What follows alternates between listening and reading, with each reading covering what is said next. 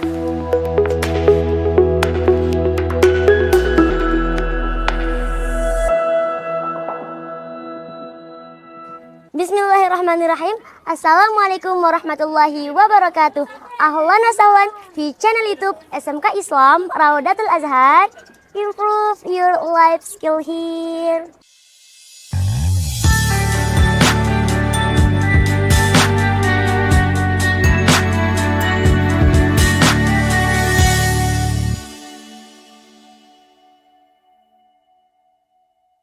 Baik teman-teman, di episode Jumber yang ke-13 ini, insya Allah kita akan sama-sama mengkaji. Kita akan sama-sama belajar lagi tentang bagaimana sih caranya kita mengatasi iman ketika lagi lemah.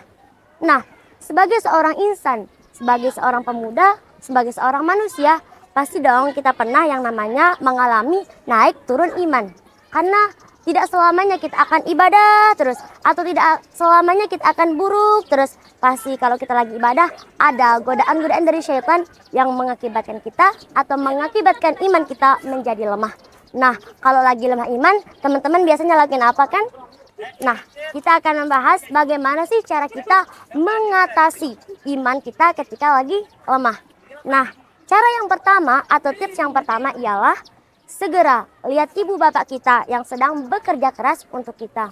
Nah, terlebih-lebih lagi pada kita yang masih belajar, kita yang masih meminta kepada orang tua, pasti dong sedih kalau lihat orang tua kita yang udah capek-capek ngelakuin hal-hal untuk menghidupi hidup kita, udah capek mencari,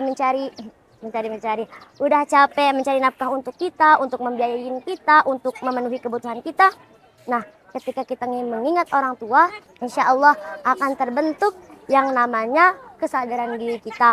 Atau dalam artian ketika kita lihat orang tua kita, ketika kita mengingat orang tua kita, nih hati jadinya kayak aku kalau nakal nanti orang tuaku nggak bangga sama aku, kayak gitu dah. Seperti yang Dinda udah sampaikan di Jumber sebelumnya itu, bahwasanya begitu banyak teman-teman yang namanya pengorbanan seorang orang tua. Jadi mari kita buat orang tua kita bangga dengan prestasi kita, bangga dengan adab kita, dan juga bangga dengan kelakuan kita. Nah, itu cara yang pertama. Nah, cara yang kedua yang harus kita lakukan untuk membentuk iman kita atau untuk membuat iman kita tidak lemah lagi ialah cari hal-hal yang menampar diri. Bukan tamparan dalam artian suruh teman kita nampar kita, bukan ya. Tapi di sini itu ialah kita mencari video-video kajian, mencari hal-hal yang berpositif, yang bisa kalau kita lihat, kalau kita tonton, jadi kita itu kayak sadar, oh saya salah, saya mau muhasabah diri saya. Dari hal-hal yang kecil saja kita bisa belajar bagaimana cara kita memotivasi diri kita lagi supaya tidak menjadi orang yang lemah imannya. Nah, di sini Dinda saranin kalau mau istiqomah dalam hal-hal yang kebaikan atau dalam hal misal nih lagi nonton video di YouTube, cari yang durasinya pendek dulu teman-teman. Nanti kalau udah durasinya pendek, kalau udah teman-teman nyaman dan dengan durasi-durasi yang pendek, baru deh tambah durasinya. Jangan langsung ke yang panjang gitu. Nanti teman-teman bisa bosen. Jadi cari video-video yang pendek-pendek dulu. Terus nanti kalau udah cari yang pendek-pendek sudah nyaman, baru deh cari video-video yang lebih panjang lagi. Nah, cara yang ketiga ialah introspeksi diri kita, muhasabah diri kita. Apakah doa-doa kita belum terkabul? Sebab kenapa? Sebab kita menjauh dari Allah Subhanahu wa taala. Karena teman-teman, ketika kita lagi jauh kepada Allah Subhanahu wa taala, ketika nih badan, nih raga, nih batin nih lagi jauh sama Allah Subhanahu wa taala, pasti iman kita akan lemah. Iman kita akan kayak, aku kok sekarang gak rajin ya ibadah kayak dulu lagi. Dulu sholat tahajudnya rajin, sholat duhanya rajin, kajiannya rajin. Tiba-tiba sekarang kajian udah jarang, sholat duha udah jarang, tahajud boro-boro tahajud. Jadi salah satu caranya ialah teman-teman kita mengintrospeksi diri kita dulu. Apakah kita lebih baik dari hari sebelumnya, ataukah hari sebelum-sebelumnya sama aja, atau malah lebih jeleknya lagi, hari yang kemarin lebih bagus daripada hari yang sekarang. Jadi konsepnya itu ialah hari ini harus lebih lagi daripada hari kemarin. Nah, yang keempat ialah teman-teman pergi keluar rumah untuk mencari kegiatan-kegiatan yang positif. Dan juga di sini itu adalah salah satu cara kita ialah dengan cara bersedekah. Kenapa sih harus mencari kegiatan-kegiatan yang positif? Karena menurut Dinda teman-teman, pengalaman pribadi, ketika kita melakukan sesuatu kebaikan, maka kebaikan itu akan mencari kebaikan yang lainnya. Dalam artian, kalau kita udah sholat duha, kita pengen sholat tahajud. Kalau kita udah sholat tahajud, pengen sholat awabin. Gitu aja terus. Istilahnya, kalau udah nyaman dengan satu ibadah yang lain, nanti kita akan penasaran lagi. Kita mau eksperimen lagi lah. Dalam artian itu, kita pengen lagi mencoba pahala-pahala atau amalan-amalan atau ibadah-ibadah yang lainnya. Nah, yang kelima ialah jauhi yang namanya maksiat. Walaupun ini berat ya teman-teman, tapi paksakan. Kenapa Dinda bilang kayak gitu? Karena kalau kita ibadah, kalau nggak dipaksakan, ya sama aja. Masa mau nunggu hidayah dari Allah Subhanahu wa Ta'ala terus? Ya enggak dong ya. Tapi di sini kita harus yang namanya sadar diri.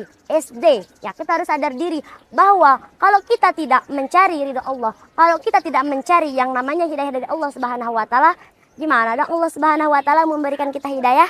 Jadi untuk saat ini teman-teman, kalau ada yang masih maksiat, yang masih mengerjakan hal-hal yang tidak baik, mari kita, Dinda, teman-teman di rumah, sedikit-sedikit lama-lama jadi bukit kalilan fasara jabalan. Jadi kita jauhi maksiat sedikit demi sedikit. Yang dulunya kita ngelakukan kesalahan yang 100 jadi yang 50, yang 50 dari 30, 20, 100, 100. Dalam artian yang dulunya kita ngelakuin kesalahan segini, terusan sekarang kita coba ngelakuin kesalahan segini. Nanti kalau udah segini lagi. Intinya kita harus berusaha memuhasabah diri kita, paksakan untuk tidak maksiat. Itu ya teman-teman. Nah, terus yang terakhir adalah tips-tips untuk menjaga iman kita supaya tidak lemah ialah bergegas sholat di awal waktu dan menjaga wudhu. Kenapa Dinda bisa bilang atau kenapa sih kalau mau iman kita nggak lemah harus bergegas sholat sama berwudhu? Karena teman-teman, salah satu keutamaan sholat di awal waktu itu ialah banyak sekali. Salah satunya diibaratkan kalau kita sholat di awal waktu itu ialah kita menjaga ibadah kita supaya ibadah-ibadah yang lain juga bisa terjaga. Nah, karena sholat adalah ibadah-ibadah yang sangat-sangat penting di dalam hidup kita. Karena kalau sholat aja udah kita tinggalin, apalagi perkara-perkara yang lainnya lagi teman-teman. Jadi oleh karena itu, mari mulai sekarang kita jaga sholat kita, sholat di awal waktu, dan juga jangan lupa jaga wudhu. Karena sholatnya aja awal waktu tapi nggak wudhu, itu kan sama aja nol teman-teman. Jadi di samping kita menjaga sholat, kita juga harus menjaga wudhu kita supaya kita tetap suci, tetap dijaga oleh malaikat-malaikat Allah. Semoga apa yang Dinda sampaikan bermanfaat bagi teman-teman semua. Akhirul kalam, jangan lupa sekolah di Semakira SMK Islam Raudatul Azhar. Improve your life skill here. Wallahul muwafiq wal hadi ila sabilir rasyad. Assalamualaikum warahmatullahi wabarakatuh.